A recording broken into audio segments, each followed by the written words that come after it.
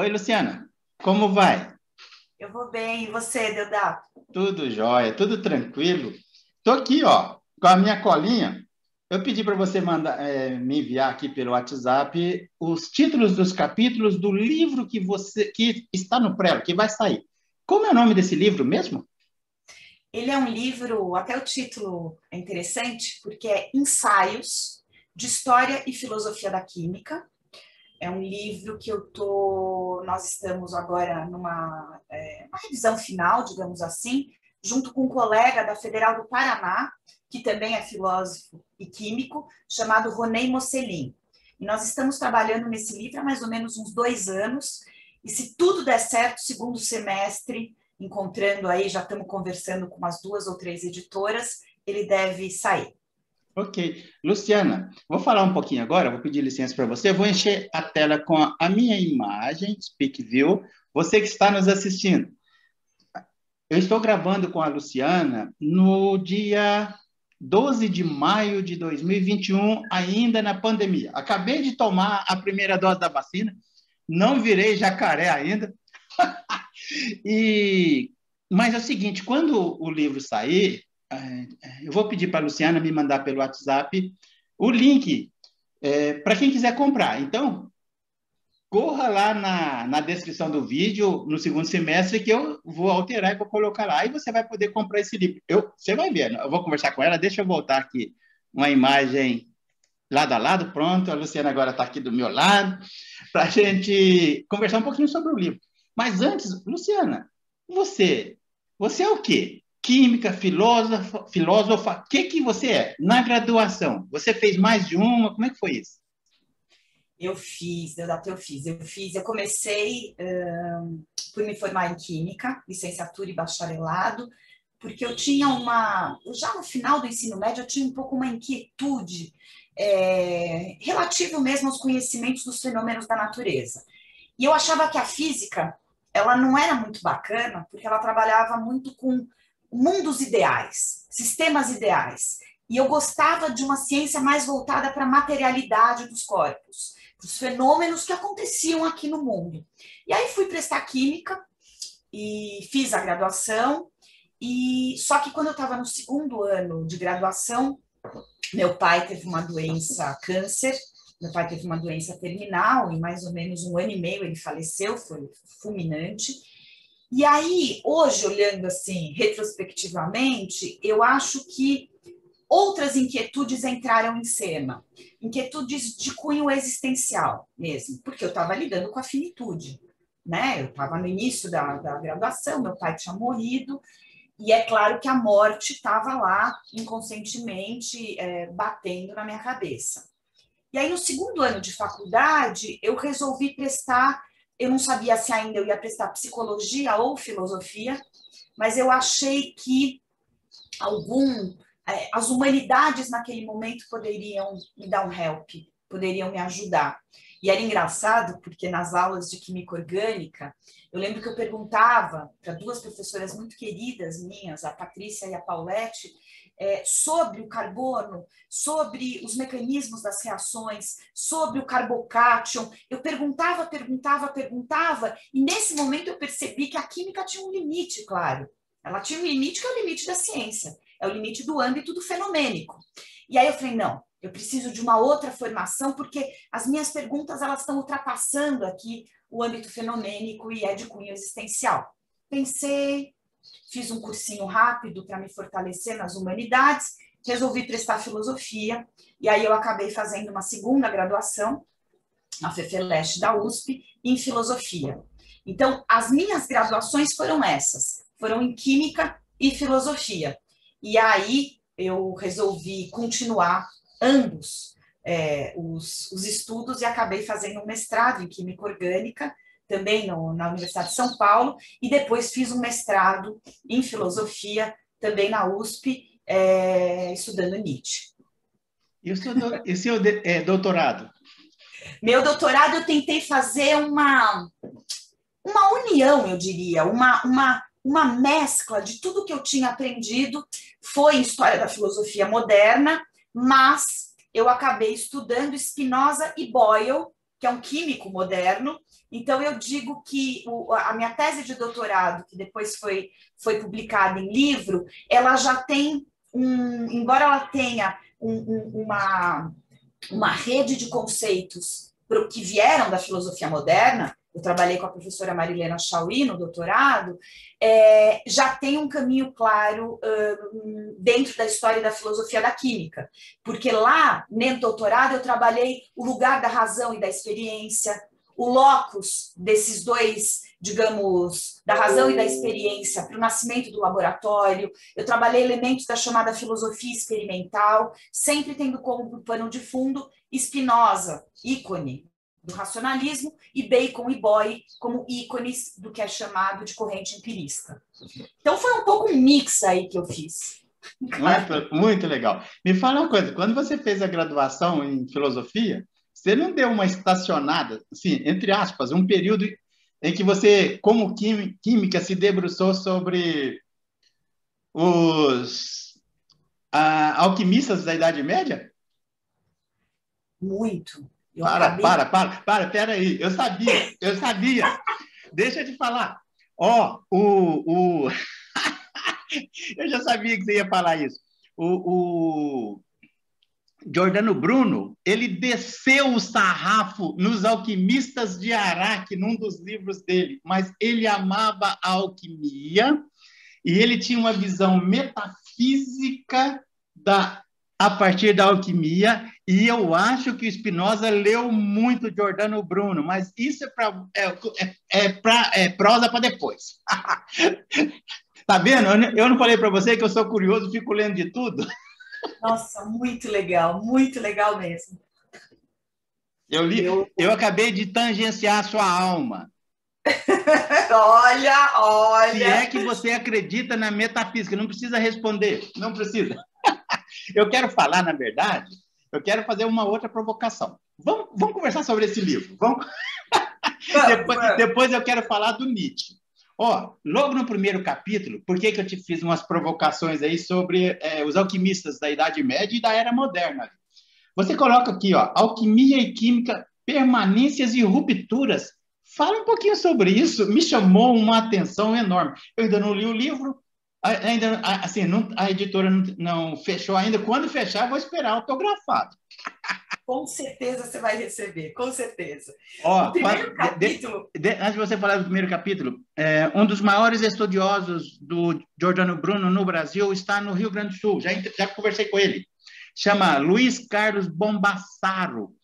E ele mandou para mim, ele está traduzindo toda a obra do Giordano Bruno, toda a obra. Eu estou lendo O Infinito, o Universo e os Mundos, não traduzido por ele, por um outro. E ele mandou com uma dedicatória para mim e escreveu assim: ensaios com vista ao infinito. Eu falei, cara, assim você me ganha. Não precisa mais nada, né? Exatamente. Não, Giordano Bruno é fundamental. Eu acho que a mescla que ele faz de metafísica, alquimia, cabala, enfim, né?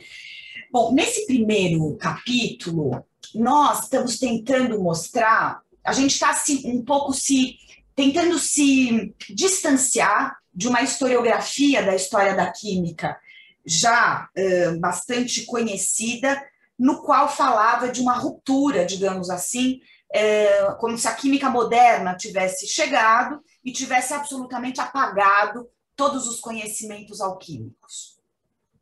Então, esse título, Permanências e Rupturas, nós tentamos localizar o que de fato se mantém, se é que se mantém algumas coisas, dos preceitos alquímicos na chamada química moderna, e o que de fato tem de ruptura ou distanciamento. E aí nós estamos propondo, o que me é muito caro, uma ideia que eu chamo de uma cosmologia feminina.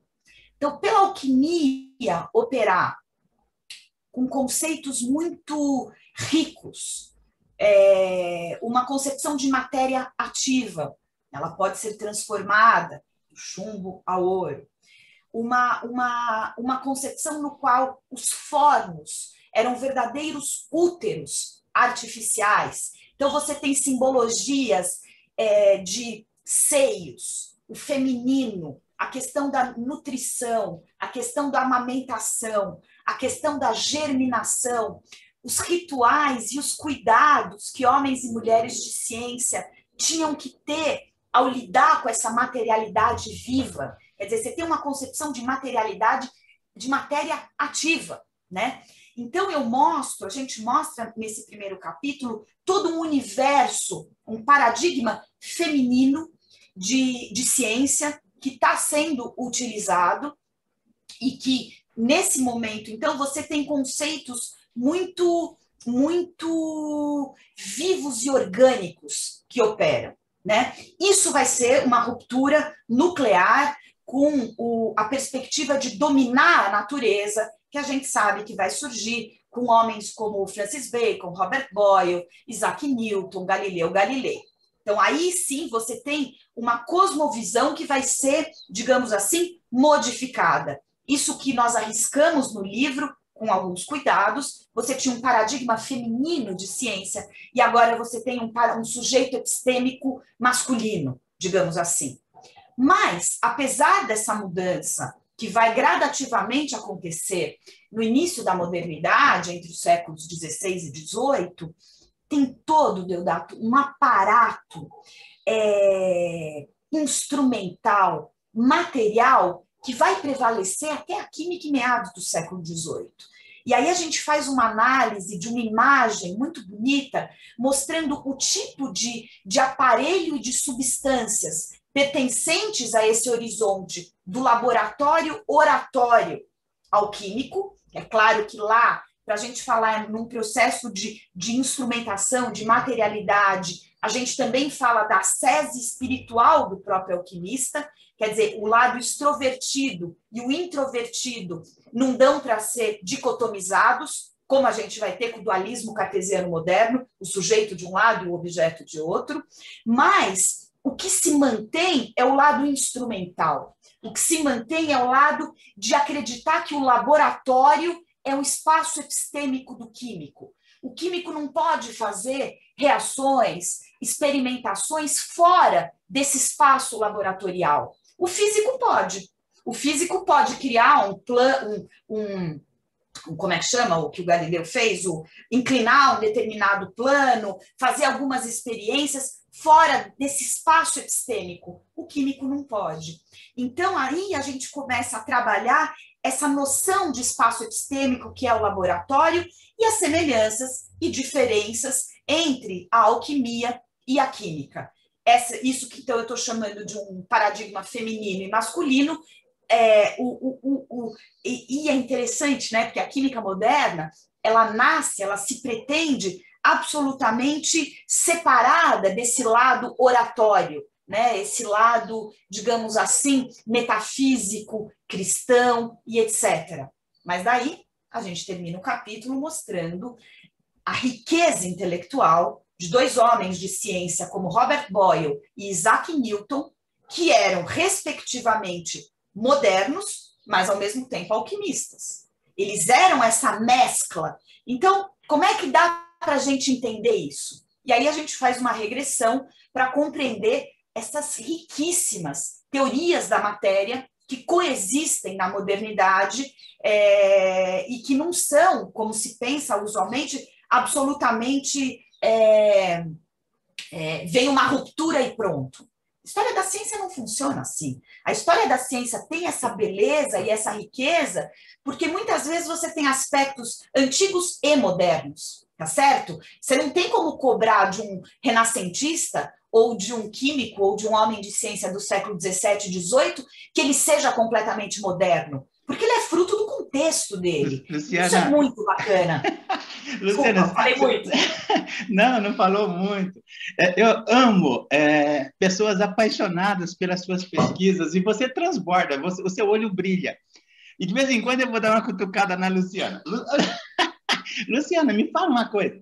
Vamos falar um pouquinho de história natural, filosofia experimental. Estou falando com uma química, eu tenho que tangenciar ou mergulhar no experimentalismo. Vamos falar um pouquinho, então, de história natural. Quando eu estou falando disso, eu só me lembro de eu transitando no Museu de História Natural lá de Coimbra, mas eu não vou falar disso agora. Não vou falar disso. Ai, que delícia! Ó, história natural, filosofia experimental e a emergência da química moderna. Fale um pouquinho sobre isso, dentro dos limites de tempo que nós temos, porque eu ainda tenho um monte de perguntas, não quero deixar você escapar. Nossa, Luciana, eu queria ser teu aluno. Na verdade, esse segundo capítulo, a gente tenta mostrar a importância da história natural, num sentido muito preciso, que é a história natural baconiana, ou seja, é aquela história natural que tem um lado, claro, de observação, tem um lado de teoria, mas é uma história natural ativa, né? Quando Bacon escreve a história dos ventos, a história da vida e da morte, é uma história natural que se propõe também a investigar os fenômenos da natureza. Por isso que Bacon, né, ele está inserido nessa perspectiva experimental ativa. Então a gente inicia esse segundo capítulo mostrando como a nova filosofia experimental da natureza, ela tem essa imbricação com a história natural e o que é essa nova filosofia experimental. Quer dizer, seja na Inglaterra, com os membros da Royal Society, seja daí na França, com a enciclopédia francesa, quer dizer, como nomes que estão preocupados com o conhecimento da materialidade, com o conhecimento da química, enxergam essa filosofia experimental. E aí você tem duas grandes perspectivas. Você tem uma perspectiva que acredita que a teoria ela é importante, por exemplo, teorias ligadas a atomismo, corpuscularismo e etc.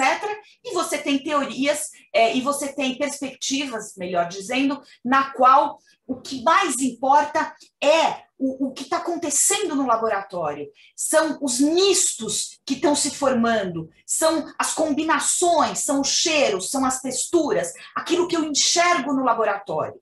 E com isso, aos poucos, o que vai acontecer?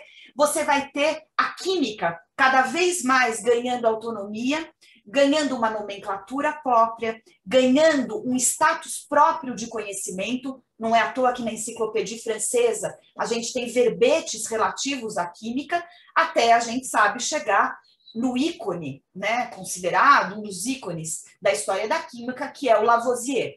E aí a gente tenta mostrar até que ponto mesmo ele é um marco ou não. Até que ponto se pode falar que o Lavoisier é um marco. Ele é um ponto fundamental, porque ele opera com uma ideia da química como um sistema. Ele é fundamental porque ele acredita numa linguagem química, mas se perde com ele aquilo que a gente tinha ganhado até então. Ou seja, a própria história natural, a história da química, quando a química ela se torna autônoma, ela é moderna, ela ganha o status de modernidade, o que acontece? A história sai de cena. E aí a história da química, ela não é mais ensinada para os químicos. Diferentemente de Bacon, quando ele falava, ou Boyle, imagina, ele tem páginas falando do arsênio. Quando ele falava do arsênio, ele contava a história natural. A partir de Lavoisier, quando a química ganha a sua autonomia, ela perde a história, porque a história se torna um mero apêndice. E aí a gente tem toda aquela perspectiva de quem vai trabalhar com história da ciência ou com história da química, é quando você fica mais velho, é quando você vai estudar as coisas que você já não tem mais o que fazer. Por quê? Porque a química se torna quantificável, ela se torna matematizável, ela se torna autônoma e perde, por outro lado, esses aspectos outros que até então faziam parte dela. Então, a gente tangencia um pouco esses assuntos. Ô, Luciana, eu estou achando que você jogou algumas indiretas. Na prosa prévia, que eu sempre faço com o pessoal, com as pessoas que me concedem a gentileza de prosear comigo, né? Eu falei que eu gosto de ir para a cozinha, mata a minha mulher de raiva lá na cozinha. Eu moo o café na hora, faço um café ali de mineiro, fico proseando com os amigos na cozinha, que é o meu espaço. O mineiro gosta de prosear na cozinha. E eu estou com 63 anos e você andou falando aí que a pessoa, depois de aposentado, arruma coisa para fazer. Eu fico lendo o dia inteiro aqui. E aí eu falei, pô, eu preciso fazer uma pergunta. Primeiro, eu aplico Lavoisier lá na minha cozinha. Eu transformo tudo. Eu transformo tudo, não sei se dá certo. Mas é o seguinte, o terceiro capítulo do livro de vocês, né, feito a quatro mãos, você faz Eu fiquei muito curioso. Aliás, desde o primeiro eu estou curioso e vou ficar esperando esse livro. Você faz um link aí entre a química e a medicina. Ainda coloca lá 2 pontos. Sangue, longevidade. Eu já fiquei meio assim, pô, ela está falando de longevidade, está me jogando direta, porque eu estou aqui no jogo ainda, com 63 anos. Você fala de longevidade e do controle dos corpos. Fale um pouquinho sobre isso. E não vale zoar com a minha idade. Fala um pouquinho sobre isso. Que interessante, vou falar assim, eu estou brincando, colocando leveza, mas que negócio interessante. Olha, esse capítulo, ele surgiu de alguns pressupostos. O primeiro deles, Deodato, é um assunto que está me interessando. Inclusive, eu orientei já nessa perspectiva de uns 5 anos para cá, que é a corrente filosófica conhecida como transhumanismo. Né? O transhumanismo está super em voga. Ele acredita, você tem várias perspectivas, mas grosso modo, ele acredita que por meio da ciência, por meio da técnica, a gente vai conseguir, seja por meio do computador, seja por meio da biologia mais contemporânea, a gente vai conseguir a longevidade humana e, quiçá, a imortalidade. E eu comecei Desculpa, a estudar... deixa eu fazer um parênteses. Claro. Fazer um parênteses. Dizem que em 2040, 2050, grosso modo, projeções probabilísticas, o homem vai atingir... olha, também já tangencia a metafísica, né? Por volta de 2040, 2050, o ser humano, a medicina, vai tangenciar a imortalidade. Assim, fecha parênteses, né? Isso aí é afirmação de cientistas que pesquisam e fazem projeções em relação ao desenvolvimento da própria medicina. Mas, exato. Então, exatamente esse tipo de questão, ela me trouxe várias inquietudes, né? Várias inquietudes. Então, eu comecei a trabalhar e orientar nisso. Quando veio a proposta desse capítulo, eu há muitos anos, há mais de 10 anos, eu estudo, né, o chamado programa o baconiano. Né? Então, eu tenho realmente há mais de 20 anos, eu estudo a filosofia do Bacon, os desdobramentos da filosofia do Bacon, a leitura que Comte fez do Bacon, a leitura que a Escola de Frankfurt fez de Bacon, erradas e certas, enfim. E aí a ideia foi o seguinte, uma ideia que eu realmente eu acho muito instigante, que é a seguinte, é você pegar o ideal baconiano, aí já não é mais bacon, é o ideal baconiano, aquilo que ficou do projeto baconiano, ciência e poder no homem coexistem, que o homem deve usar a ciência para o seu poder, para aumentar o conhecimento e o domínio sobre a natureza. E aí a gente falou, bom, para falar em conhecimento, não é só o conhecimento da natureza externa, mas é o conhecimento, por exemplo, do próprio corpo humano. E o Bacon tem um texto fabuloso chamado História, Vida e Morte, História da Vida e da Morte, no qual ele já propõe, com uma complexa teoria da matéria, formas de a gente atingir a longevidade humana. O dia que você me pagar um saquezinho, eu conto para você as receitas que o Bacon dá para a gente conseguir ter uma vida mais longeva. Peraí. O dia que eu te pagar o saquezinho, você vai ter que me responder o seguinte. Se você estivesse andando, esquecendo que você é uma mulher que pensa com uma cientista, uma pesquisadora, que pensa com a cabeça e o conhecimento do século XXI, esquecendo. Você está na frente do Bacon. Aí você seria uma ensandecida mulher apaixonada pelo pensamento dele, uma mulher racional. O que você seria na frente dele? Não se esqueça, está só você e ele, e você não pode trazer o conhecimento do século XXI. Qual seria o teu comportamento? Você não esperava por essa pergunta. Eu só vou responder no dia do saque. Não, é sério. Assim, você tem um encantamento racional, assim, salta aos olhos, depositado sobre ele. Por quê?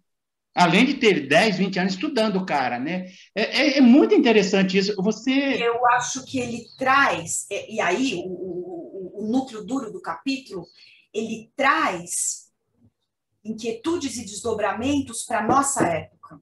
Eu me explico. Então, tudo bem. A gente começou a questionar com Bacon que a gente pode ter um conhecimento dos fenômenos não só da natureza externa, mas do próprio corpo. Ora, ele abriu caminhos para os primeiros experimentos sobre transfusão sanguínea. Então, a gente fala isso como que nos séculos 17 e 18, as primeiras transfusões de sangue começaram a acontecer para você trazer benefício, para você trazer uma saúde para essas pessoas. Mas daí, a gente falou, bom, se nos séculos 17 e 18 a gente tem isso, vamos ver como é que esse programa baconiano de domínio do corpo humano, de controle do corpo humano por meio do sangue, ele teve alguns outros casos históricos que a gente pode trazer para o nosso leitor. Deodato. Rússia, do século XIX, a gente foi para um filósofo chamado Bogdanov, que tem uma utopia que acabou de ser traduzida, felizmente, para o português, chamada Estrela Vermelha. E o Bogdanov, ele tem todo um projeto socialista russo. Ele é o primeiro a fundar o primeiro instituto de sangue do mundo, com a função de fazer um compartilhamento do sangue, trocas de sangue, estudos para você, quiçá, conseguir atingir a imortalidade. E o mais interessante, juntando perspectivas filosóficas, químicas, biológicas e políticas, porque, no fundo, esse programa tinha, no limite, como objetivo conseguir embalsamar, conseguir postergar, por exemplo, o corpo dos revolucionários como Lenin. Eles tinham uma preocupação que ia da ciência à política. Então, a gente traz esse segundo estudo de caso nessa perspectiva baconiana, e é por isso que o Bacon me fascina, porque muito além do novo órgão, da Nova Atlântica, dos textos dele, eu acho que ele traz um legado para a modernidade que nos faz pensar, seja para o bem, seja para o mal. Não estou aqui valorando, embora a gente saiba que esse domínio exacerbado sobre a natureza e os corpos humanos levou a uma desmesura, que é só a gente olhar para a natureza e perceber. Luciana, a última pergunta, segura só um pouquinho, sem fragmentar o teu raciocínio, que está tão interessante. A última pergunta vai caminhar sobre as questões de ordem ética, o desenrolar da busca da imortalidade, porque é muito interessante. Vocês tocam nisso no último capítulo. Desculpa, pode continuar. Fecha o meu parênteses aí depois. Perfeito. E aí a gente vai para um terceiro estudo de caso que mostra a exacerbação desse controle da natureza, que é o caso exatamente hoje em dia do transhumanismo, no qual claramente você tem um valor imposto de liberdade, de neoliberalismo. Não é à toa que os Estados Unidos é um locus fundamental desse debate, que acredita que você pode, é claro, trocar, tá certo? Os elementos constituintes do corpo, você pode, e aí a gente trabalha a questão do plasma, do rejuvenescimento dos corpos, da questão da criogenia, todos os elementos químicos e biológicos que o movimento transhumanista te traz para você, quiçá, atingir a imortalidade. E a grande questão que a gente lança ao término do capítulo é a seguinte: bom, a gente olha para o mundo e a gente já vê a desigualdade escancarada no nosso mundo. Com o transhumanismo, essa desigualdade não vai ser incrustada nos próprios corpos? Você não vai ter o gene rich e o gene poor?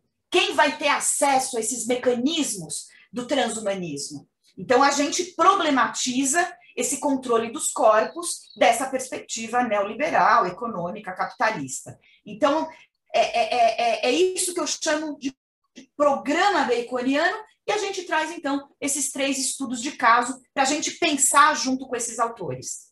Luciana, depois de passar tanto tempo estudando, você acha que esse caminhar buscando a longevidade é um fato, sob o ponto de vista científico, irreversível? Vai acontecer?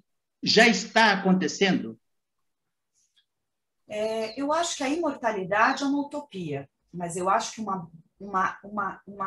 exponencial longevidade é E, possível. exponencial? Longevidade. Você está querendo me agradar. Ô, Luciana, me fala uma coisa. É tão interessante assim, o teu universo como química, como filósofa. O pessoal fica me perguntando, pô, o que o engenheiro está fazendo aí, dando braçada para tudo quanto é lado dentro da filosofia, da teologia, da metafísica, da história, da arqueologia. Eu sou encantado com tudo, sou encantado. E eu vejo esse encantamento aí, você buscando esses paralelos. Mas, em função disso, eu quero te incomodar, aproveitar o nosso tempo de bate-papo aqui, até, quem sabe, né? Esse saque vai ter que esperar a pandemia passar. Mas vai acontecer. Vai, eu vou para o Barão Geraldo. Vai sim. Ó, eu queria te falar o seguinte, vamos voltar lá no Nietzsche. Eu fiz uma pergunta para você, quero ver se você tem coragem de responder agora no ar com a sinceridade de quem está tomando um saque e ninguém está ouvindo, viu? Ninguém, só o Brasil inteiro e o mundo inteiro. Imagine você, Luciana, a cara dela, quando eu vou provocar, eu amo isso. Luciana, olha, eu gostei demais porque você gosta, você não, assim, gosta das provocações, do bate-papo, você não tem... claro, é uma pesquisadora, é uma filósofa, e o filósofo gosta, né, das conjecturações. Então, o Deodato, eu falava isso em off, primeira vez que eu vou falar no ar com alguém, mas sei o que Deus quiser. O Deodato, 25 anos, um bom tempo atrás, está acampando no litoral de São Paulo, lá no camping do Japonês, lá em Ubatuba, o camping do Japonês. E quem já foi lá sabe que no verão parece um conjunto habitacional, tantas barracas, uma atrás da outra. Aí chega lá o Deodato, tô lá, montei minha barraca com a minha esposa, montei a minha barraca, tô lá, quietinho, olho para cima, vejo que tem sol, mas tem algumas nuvens. Aí eu vejo que do lado aparece um cara que montou uma barraca e está com a Bíblia na mão, sentado na porta da barraca. Eu tô lá com os meus livros lá de tudo quanto é pensador, eu saio catando, levo. No dia do saque você vai ver. A gente não sabe nem o que fala, de que fala. Eu vou para o Sartre, eu vou para o Nietzsche, eu vou para o Giordano Bruno, eu vou para o Platão. É uma miscelânea, eu amo isso. Miscelânea no bom sentido. Eu sou engenheiro, sou cartesiano. Então, assim, nas minhas relações humanas eu faço questão de falar sobre tudo. E eu vou captando tudo e guardando tudo que acho bem interessante. Mas beleza, montei minha barraca, tem lá um cristão. Aí do lado tem um cara lá da USP. um jovem estudante com cabelo grande, barba grande, com aquele jeitão assim de graduando que pisou na USP, né? Que pisou na USP. Também? Esse não. É o outro. Apareceu um cara de bigode. Tá, então tem um graduando de filosofia, um cristão e o Deodato ali, só olhando tudo. Aí na barraca do lado aparece um bigodudo, que sai da barraca e enfia o pé no pau da minha barraca, enfia o pé no pau da barraca do cristão, enfia o pé no pau da barraca do filósofo, do estudante de filosofia. Pergunta que eu faria, que eu faço para a Luciana. Suponhamos que a Luciana também tivesse a barraca chutada. O que você falaria? E eu quero que você use a expressão que você usou. Não, você pode... Metaforicamente, tá bom. Metaforicamente. O que você faria com esse cara de bigode? Sabendo que vai chover, que vem sol, vem tudo em cima ali do camping. Olha para mim. Você está na tela cheia. Olha para mim aqui. Olha para quem está assistindo. O que você faria? Eu mandaria ele para aquele lugar e eu detonaria a barraca dele e sairia correndo. Ok, legal. É isso que eu faria, apesar desse bigode maravilhoso que ele tem, que ele tinha. Calma, não precisa ficar arrepiada. Aquele bigode...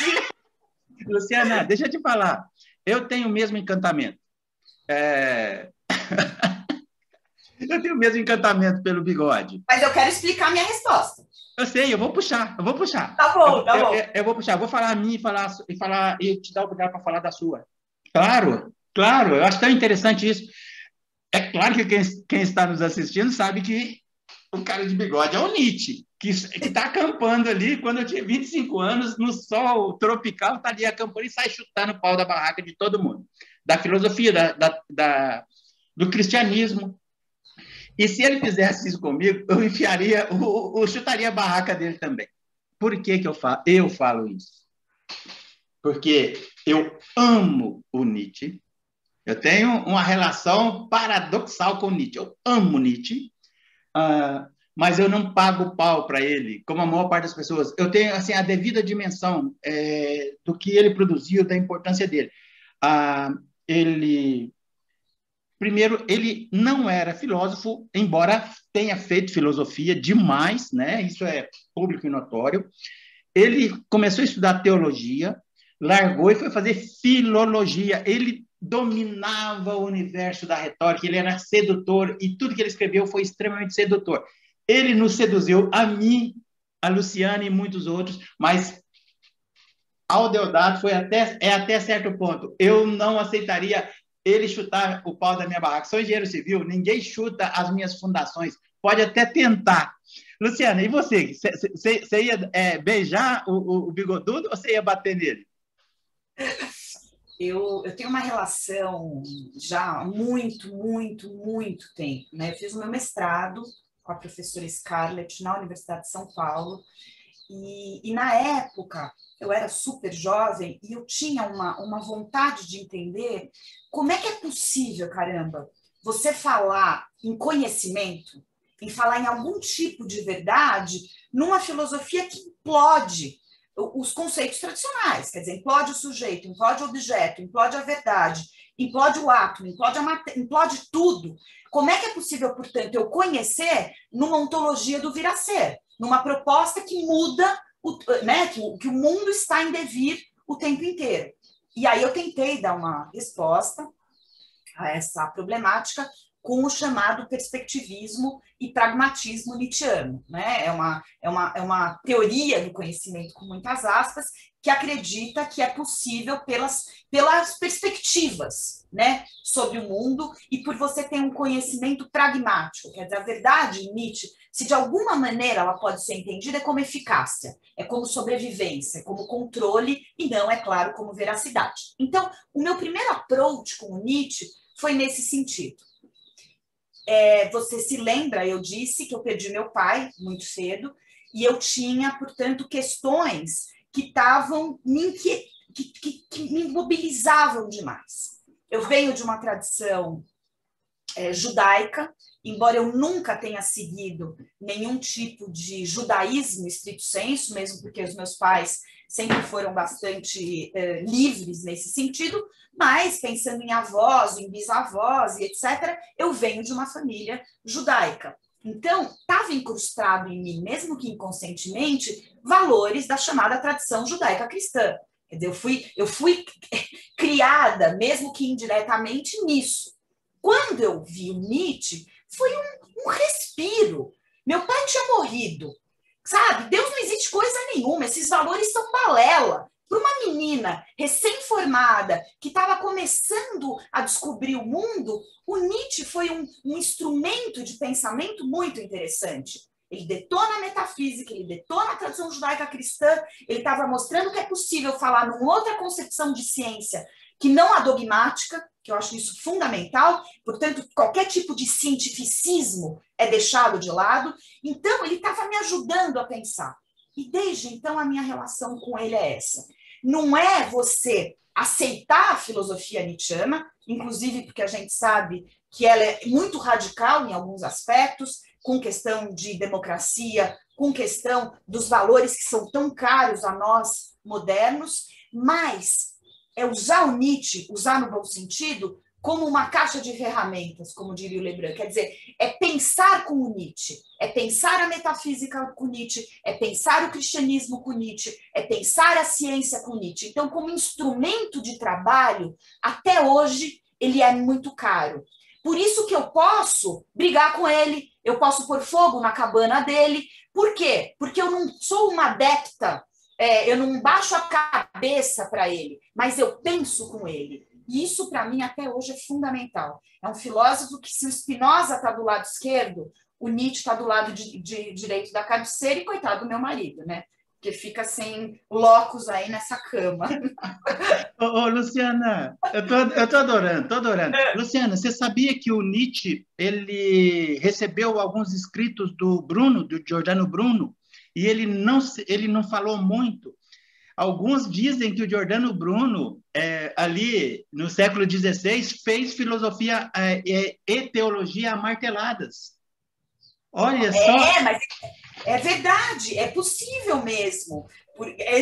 Nossa, nunca tinha pensado no Giordano Bruno ser um filósofo dos Você está perdida. No dia do saque, você está perdida.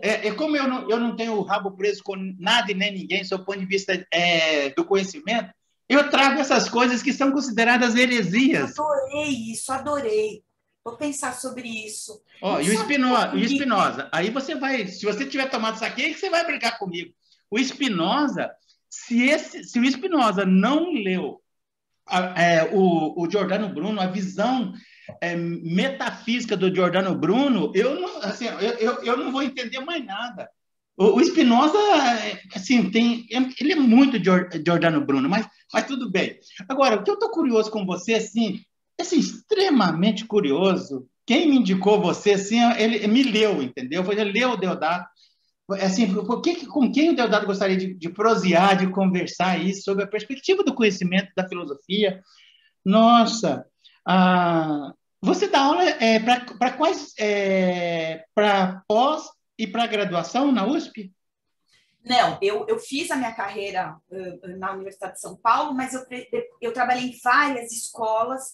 Eu tenho, pela questão do ensino, eu diria, acho que eu posso usar essa palavra forte, mas eu acho que quem foi meu aluno sabe, um amor mesmo pela docência. E eu fico feliz porque eu comecei a minha experiência em ensino médio.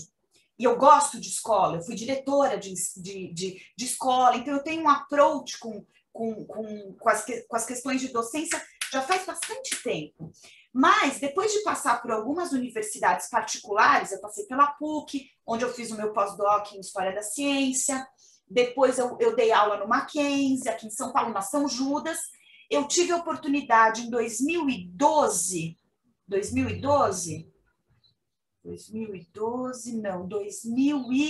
estamos em 21, já estou até perdida. Eu estou há mais ou menos 10 anos. 2012, exatamente, eu prestei um concurso na Universidade Federal do ABC, que tem um campo em Santo André, um campo em São Bernardo, e desde 2012 eu estou lá. E aí a gente dá aula. Eu já entrevistei um pessoal da Universidade Federal do ABC, alguns. Depois eu vou capturar de novo e mando o link para você assistir. Eu não me lembro. Eu quero. E aí a gente dá aula para as graduações, as mais diversas, então, porque isso é fundamental na faculdade da Universidade do ABC. Você tem uma disciplina chamada Bases Epistemológicas. E essa disciplina, todo mundo tem que fazer. Então, engenheiro faz epistemologia, biólogo, químico, ciência política, economia, filósofo, é uma disciplina obrigatória de todos os cursos. Então, a gente, muitas vezes, tem que lecionar, quer dizer, para 100 futuros engenheiros, para 100 químicos, epistemologia. E além dessa disciplina que perpassa todo o curso, a gente tem, é claro, o curso de filosofia, a gente acabou de abrir, felizmente, o doutorado, então a gente está com mestrado e doutorado, no qual, é claro, eu tenho aí toda uma dedicação, digamos assim, tanto em orientação, como em ministrar as disciplinas mais específicas da graduação e da pós no curso de filosofia da UFABC. O que eu adoro formar pessoas. Luciana, ainda está caminhando para o final. Eu sei que você tem que buscar sua filha lá, não sei aonde, não sei se é na escola. Exato. Infelizmente, porque para mim foi extremamente prazeroso bater esse papo com você. A gente fugiu quase que completamente da pauta e isso tornou mais agradável ainda. Lembrando aí, para quem está nos assistindo no YouTube, que está também no podcast. Então, aí, quando você estiver na cozinha, estiver andando de carro, aí você vai poder ouvir aí o bate-papo, aí, a prosa com a Luciana e as outras também. Luciana, eu queria encerrar só comentando essa questão do educador, do professor, do educador. Eu passei 20 anos, correndo o Brasil inteiro, dando aulas para universidades corporativas. E eu tinha essa mesma leitura, essa mesma visão que você tem, de ser usado como instrumento de transformação na vida e na forma de pensar das pessoas que dividem o espaço, a arena sagrada da construção do conhecimento. Era assim que eu sempre colocava. E é assim que eu vejo. Eu queria encerrar só com assim, você vai amar, já, pelo que eu já entendi de você. Eu perguntei para uma pós-doc lá da Universidade Federal de Juiz de Fora, que estuda muito Sartre e gosta do Nietzsche. Aí eu perguntei para ela, por quê? É mais ou menos a mesma pergunta que eu fiz para você. Por que esse encantamento aí pelo Bigodudo? Sabe o que ela falou? Quando ela da Paraíba. Quando ela era da graduação, estava lá sentada assistindo uma aula, olha para você ver o que é um professor, um educador, o poder transformador de um professor. E você tem isso, sabe? Você encanta, você se envolve. Isso assim, não tem quem não compre um discurso de quem se envolve. Faz parte da retórica também, né? Para quem conhece, faz parte da retórica. Mas, assim, mas faz parte da retórica, mas se é feito sem sinceridade, quem está ouvindo percebe, né? Mas, então, ela estava lá assistindo uma aula na graduação, não sei se era na graduação ou no ensino médio, não me lembro. E, no meio da aula, de repente, alguns atores de teatro entraram gritando parte do aforismo 125 da Gaia Ciência, não sei, mas gritando, né? Falando de Deus, falando assim, mas gritando. Ela ficou assustada e ficou assim, o que é isso? Porque eles estavam representando o aforismo 125, invadindo o espaço ali, como se estivesse invadindo a praça. Ela falou que, ela só não usou esse termo, né? Caiu de quatro, apaixonada, mas ela falou que ficou assim, totalmente encantada com aquilo que estava diante dela. Ela passou a estudar o Nietzsche e toda a obra dele, todo o pensamento, e mudou a vida dela enquanto pensadora, enquanto pesquisadora. Então, isso que você tem aí são assim, extremamente felizes os teus alunos, viu? Muito obrigado, muito obrigado. Você sabe que são. Você sabe que são. Foi uma delícia, Deodato, poder falar das minhas, do meu percurso, poder falar do livro, que se tudo der certo deve sair em breve, e sobretudo olhar um pouco para a minha história, porque você me ajudou a olhar um pouco para a minha formação, um pouco dos caminhos, né? Porque as pessoas falam, mas filosofia, química, história da ciência, orgânica, transhumanismo, enfim, eu acho que para a história da Luciana, para a constituição da Luciana, faz um sentido. E poder falar disso é super importante para mim também. Eu queria te agradecer de verdade a oportunidade. Eu que agradeço. Eu vou encerrar citando 3 judias.